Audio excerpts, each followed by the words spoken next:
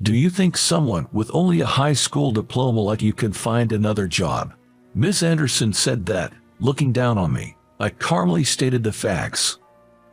About that, actually, I'm about to become the head manager at your workplace. What? What do you mean? Miss Anderson was shocked, but this was undeniably true. My aspiration to work in department stores stems from my experiences during my childhood. I was very close to my grandfather and was heavily influenced by him, as he was a department store manager himself. My name is Cody Green. I'm a 24-year-old working professional. By the way, I'm single and don't have a girlfriend. Currently, I work at a large department store. I started working there right after high school, so this is my 6th year in the workforce. When I tell people I work in a department store, some sees as an easy job, but it's not. Working in a department store actually requires a lot of skills. This could be said for most service industries, but dealing with difficult customers and unreasonable complaints is a daily occurrence. The more customers that visit, the more likely it is that problems will arise. To always provide excellent customer service, it's essential to continuously improve product knowledge and conversation skills. It's our duty to keep learning so that our customers can have a pleasant shopping experience. It's not just about selling products and being done with it. Above all, department store employees must always present themselves well, behave gracefully, and be the kind of people suitable for the store. Being a department store worker, which might seem glamorous at a glance, is actually quite challenging. There were times when I felt like giving up, but during those times, I would always think of my late grandfather. My grandfather passed away when I entered elementary school, but until then, he had always managed a department store inherited from his father in our local town. The department store my grandfather owned was not very large, perhaps because it was a family business. However, with the expertise he'd accumulated over the years, it was always bustling and beloved by the locals. With its glitzy displays and the constant stream of people, the department store always felt like a vibrant festival. Watching the delighted customers shopping would always make my young heart leap with joy.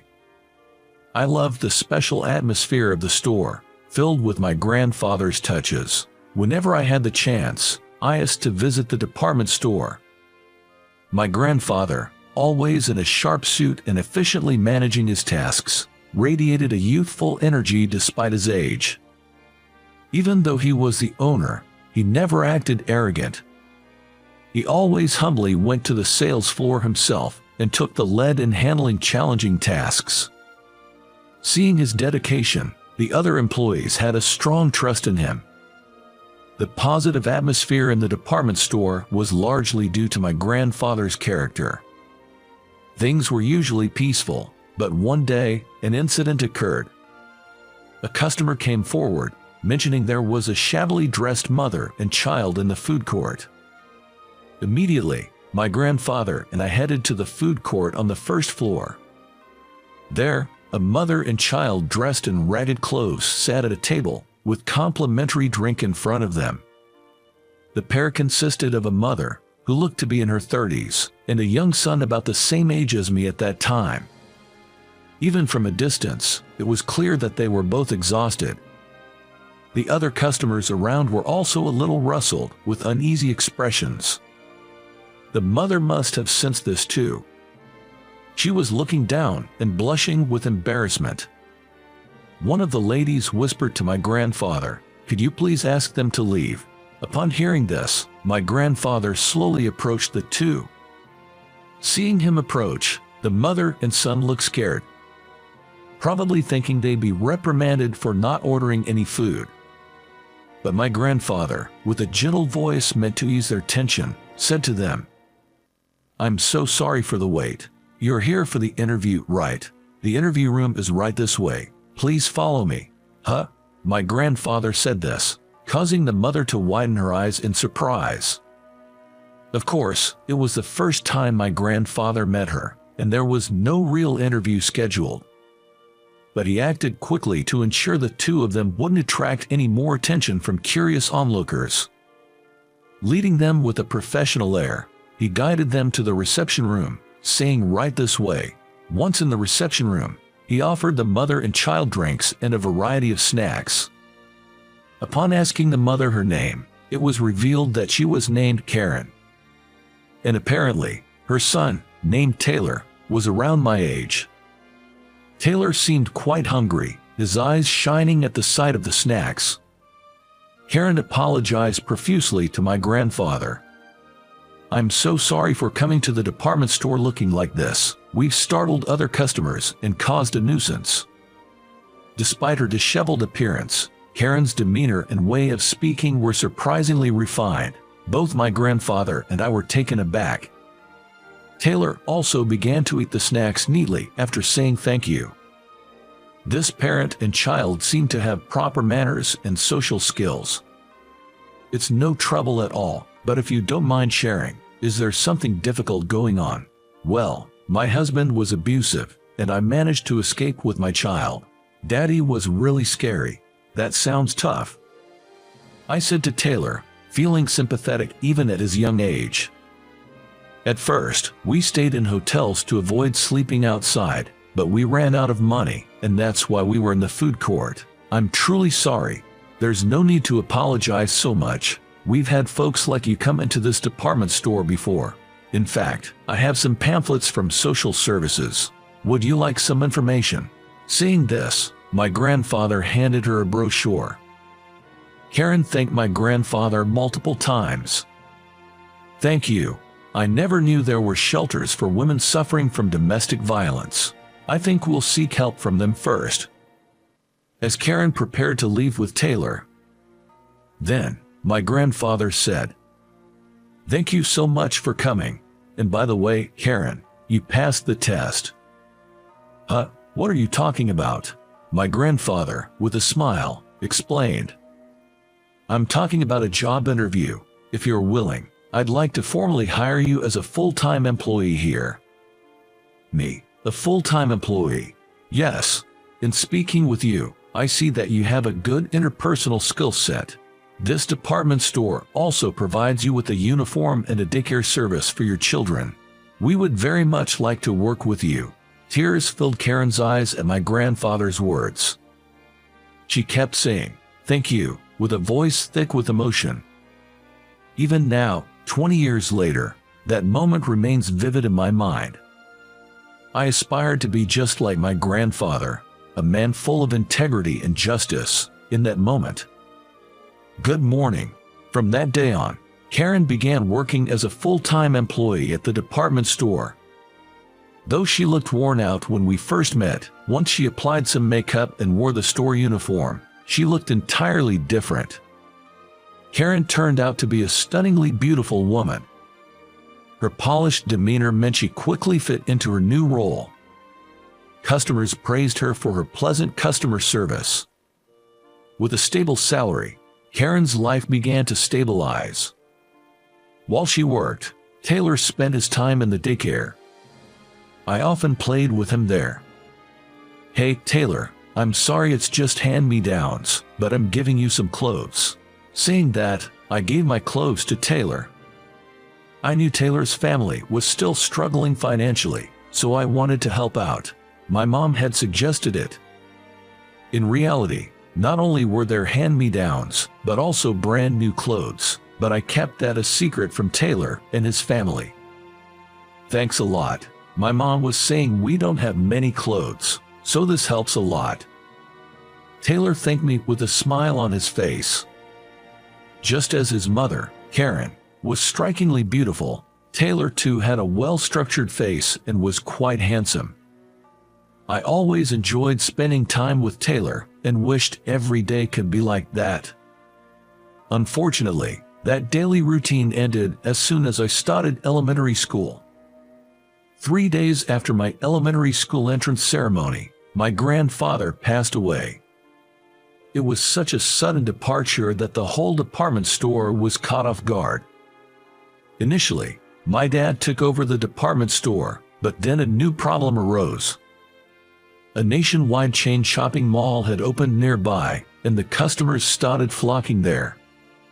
The timing was bad because our store was in the middle of a management transition, which probably contributed to the problem. In the end, our struggling department store was merged into the large mall. It's all because I wasn't good enough. I've really let everyone down. My father was deeply saddened by the whole situation. But sometimes it's just bad luck. My mom and the other employees didn't solely blame my father for everything. It's sad that the memories of the department store with my grandfather are gone, but sometimes you just have to accept fate. I tried to move on from the loss of Karen and Taylor by constantly reminding myself of that. Thanks to my father's connections, Karen got a full-time job at a department store in a neighboring state. Karen came to say her thanks when she was leaving. I can't thank you enough for all the help and for introducing me to my new job. No problem at all. You've contributed a lot to the department store. Wishing you the best in your new venture. I wanted to say goodbye to Taylor as well, but unfortunately, he wasn't there. Taylor, being only 7 years old at that time, seemed unable to accept the situation. The loss of the department store, filled with memories of fun times at the daycare, seemed to have taken a toll on him. I wondered how Taylor is doing now. Even in high school, I often thought of him. Currently, both my parents work at different department stores. Unlike the time when my grandfather had a thriving business, our financial situation isn't as comfortable as before. But we're a close-knit family, and we're content with our lives. I'm sure my grandfather in heaven would want nothing more than to see us happy. Now in my junior year of high school, I've been appointed as the vice president of the student council, so I'm more motivated than ever to attend school. My friend Mike said, "Hey, Cody, you're working with Miss Anderson in the student council, right? Can you introduce me to her?" Hearing the surname Anderson, I got nervous.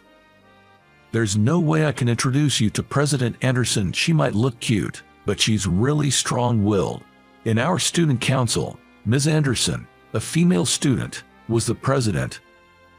Apparently, her father runs a law firm, so she's kind of an heiress.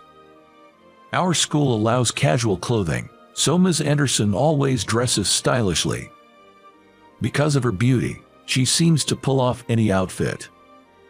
Just admit it, Cody, you're just trying to get close to Ms. Anderson, aren't you? No way. Even if I tried, Ms. Anderson doesn't seem to like me at all. Indeed.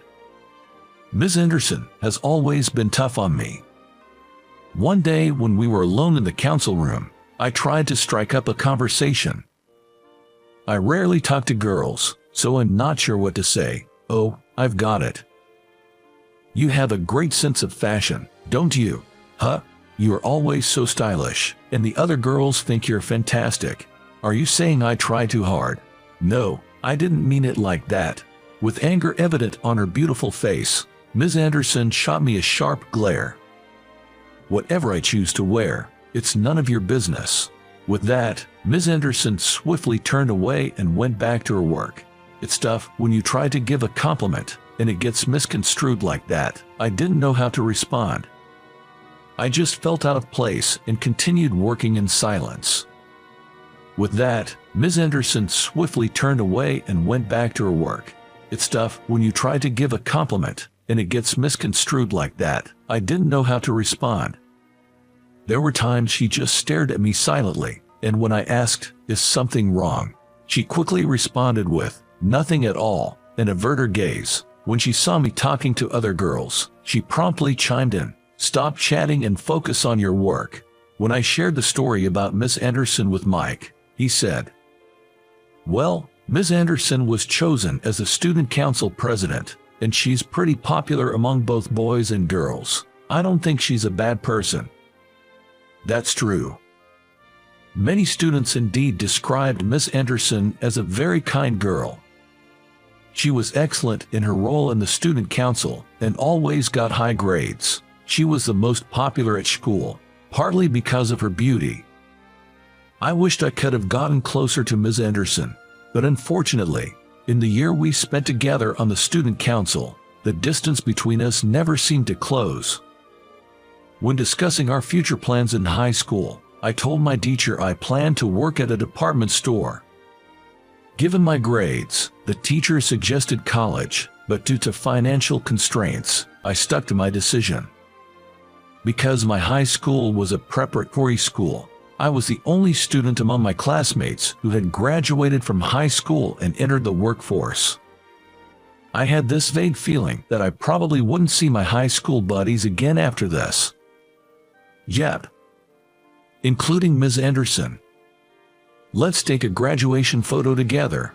On graduation day, a lot of girls gathered around Ms. Anderson, and they all took a commemorative photo together.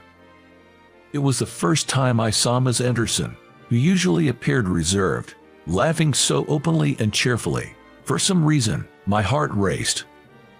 While I often said I wasn't comfortable around Ms. Anderson, I might have had a soft spot for her. I'm not saying I wanted to date her, but I do wish we could have had better conversations. With that thought, I left the school building.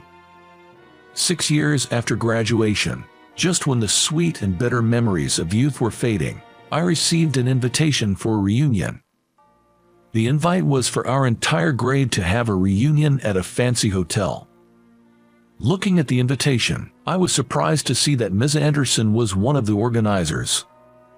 Considering she was a beauty and came from a well-to-do family, I thought she must have gotten married by now, but her last name hasn't changed, and it seems she's still single. It's not like I'm going for Ms. Anderson, but I decided to attend the reunion anyway. And then came the day of the reunion. Heading to the hotel, there were far more attendees than I expected. Upon entering, I received a sheet listing all the participants from one of the organizers. The sheet had sections for current status, a message to your high school self, current occupation, and we could learn about everyone's recent life. Come to think of it, this questionnaire was in the invitation. I heard that it was Ms. Anderson's idea to have this survey and to distribute these sheets on the day. I was impressed by her ingenuity. Today, Ms. Anderson was naturally the center of attention, surrounded by many of our classmates and chatting happily. She looked even more stunning than before, elegantly dressed. "Wow, you work at that prestigious department store."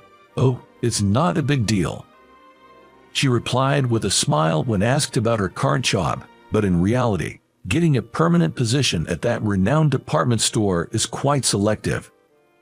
Given its long-standing reputation, one needs to have decent academic achievements and communication skills, and looks and demeanor suitable for the store's ambience are also important. Considering Miss Anderson graduated from an elite college and her appearance and manners exude elegance, she probably was deemed fit for the store and was offered the position. While I was enjoying conversations with old classmates, I occasionally stole glances at Miss Anderson without her noticing. Though we were both in the student council, I hesitated to approach her. I figured she probably didn't want to mingle with someone like me. But to my surprise, Miss Anderson approached me.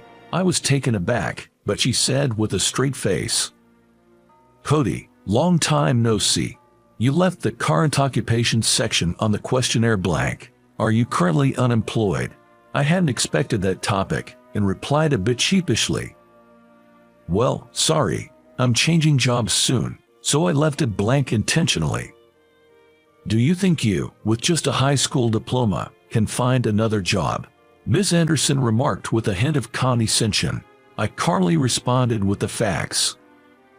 "Actually, I'm about to become a manager at your department store." What do you mean?" she asked in shock. That was the undeniable truth. I was about to leave my current job to become a manager at the same prestigious store where Ms. Anderson works. Thanks to decent performance at my current job, and also leveraging connections from my late grandfather, the store owner offered me a position. "So, you mean, you'll be my boss?" she asked incredulously. Yeah, that's the gist of it. You're kidding. I was on guard, thinking that she might say something, but with a stunned look, she was quite subdued for the rest of the reunion. I was puzzled by her attitude, but later, I was officially appointed as a manager at the well-established department store and started working. Being a manager was tough at times, but it was more fulfilling, and I was blessed with competent and reliable subordinates. I enjoyed working in a privileged environment, but Ms. Anderson always seemed distant and intimidating towards me.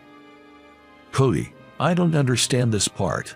In contrast to Ms. Anderson, a new female employee named Lily was actively speaking to me.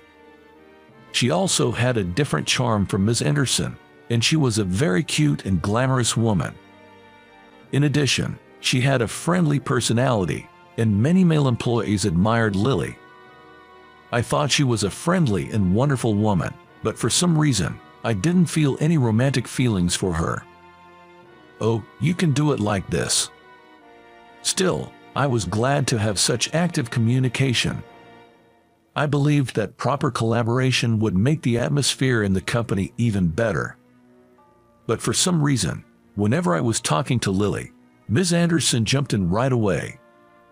Hey, Lily, if you don't understand something, ask me or others. Yikes, Ms. Anderson. What's with the yikes? Manager has more important work to do. Come to think of it, this kind of thing happened in high school too. When I talked to another girl while working for the student council, Ms. Anderson would say work. I wonder if I look like I'm slacking off in her eyes. I gently quieted her. Ms. Anderson, well, I think I need to understand what pots the new employees find difficult to understand as a manager, so if I'm really busy, I'll ask another employee, so you don't have to worry about me that much. I intended to convey it in a gentle tone, but she didn't seem to like it. You're being all sweet to female employees. That's sexual harassment. She left after saying that. What's with her attitude? I feel the same way as Lily did. I wondered why Ms. Anderson, who is usually such a competent woman, becomes emotional about me. I wondered if, just like in high school, I will continue to spend all my time like this without ever being able to understand her. I was worried about Ms. Anderson, but one day there was a drinking party at my company. The first party was held in a serious atmosphere, but as it went to the second and third parties, members were divided by department, and before I knew it, I was having a third party with members of my department. Cody, please drink more. Oh, I'm good. Lily and almost everyone else was drunk, and they drank a lot and were completely drunk. But only Ms. Anderson didn't talk to anyone and was quietly drinking by herself. I was worried about her as a manager, and I couldn't enjoy drinking as I wanted to. I wonder why I'm so concerned about her. Let's stay together tonight. Lily, you're a little too drunk. With the help of alcohol, Lily approached me more aggressively than usual. I was wondering how to deal with it when suddenly Ms. Anderson started crying. Sob, sob. Ms. Anderson, are you okay? What is it? The other members, including Lily, didn't seem to notice that Ms. Anderson was crying because they were drunk. I wanted to discreetly get her out of there without anyone noticing. I told her, Ms. Anderson, you don't seem to be feeling well. I'll drive you to the station, and I left the party right then. Everyone was already drunk, so when the two of us disappeared, nobody seemed to notice or care. I first took Ms. Anderson to a nearby park. I figured if we sat on a bench there, she might calm down for a moment. After handing her a bottle of water I bought, she took a sip and appeared a bit calmer. Ms. Anderson, what's wrong? Did something happen? As I asked this, she looked at me, her eyes filled with tears. I thought Lily would take you, Cody, from me, and it made me so sad. What? The fact that Ms. Anderson referred to me as Cody was so shocking. My mind went blank for a moment. And her revelation only added to my confusion. Ms. Anderson, are you drunk? Yeah, if I wasn't drunk, I wouldn't be able to express my feelings this way. Oh, the good old days, back when all we did was innocently play together. I had no idea what she was talking about. You mean back in high school? No, when we were much younger, when you and I were in preschool. Ah, it then hit me. I realized Ms. Anderson's first name was Taylor. I had always addressed her by her last name, but she was actually Taylor. But I remembered playing with a boy. Wait, but your surname was different, and besides, wasn't Taylor a boy's name back then? Back then we were Sopo. I had a short haircut and mostly wore hand-me-downs, so everyone thought I was a boy. I wanted to tell everyone I was a girl, especially after Cody gave me his old boy clothes, but it became even harder. Also, my mom remarried, so my surname changed. I couldn't believe it. The popular girl in school, Ms. Anderson, was that Taylor. I was dumbfounded for a moment. Now that I think of it, Ms. Anderson does resemble Taylor's mom. To think that Taylor had grown up to be such a beautiful and mature woman was all too shocking. Tears rolling down her face, she continued. Remember, I never said goodbye to you in the end when we were little. I understand now, as an adult, how heartbroken I was when our favorite department store closed down. I somewhat resented you and your parents. Ms. Anderson, I know it couldn't be helped, but in high school, I hated how I treated you so coldly. I wanted to come forward and say it's me, Taylor, but I didn't want you to see my weak side from back then. So, I dressed up and focused on my appearance. Now that we work together again, I still can't be honest with my feelings. It's pathetic, and that's why I broke down. I'm truly sorry. Taylor. For the first time in ages, I called her by that name. She looked surprised for a moment. I missed the department store owned by my grandpa too, but our friendship is forever and the memories will always be with us. Nothing has changed between us. We can always start anew. Cody. Taylor called out my name and clung to me. As I embraced her, I realized just how much she'd struggled and suffered from her insecurities. That's why I wanted to cherish her, scars and all. I guess I was drawn to her because she was Taylor. From that day, we started dating and also built a great working relationship. I want to become a wonderful department store manager, just like your grandpa. Seeing Taylor say that with a smile, she truly shined. It must have been my grandpa's kindness that brought us back together.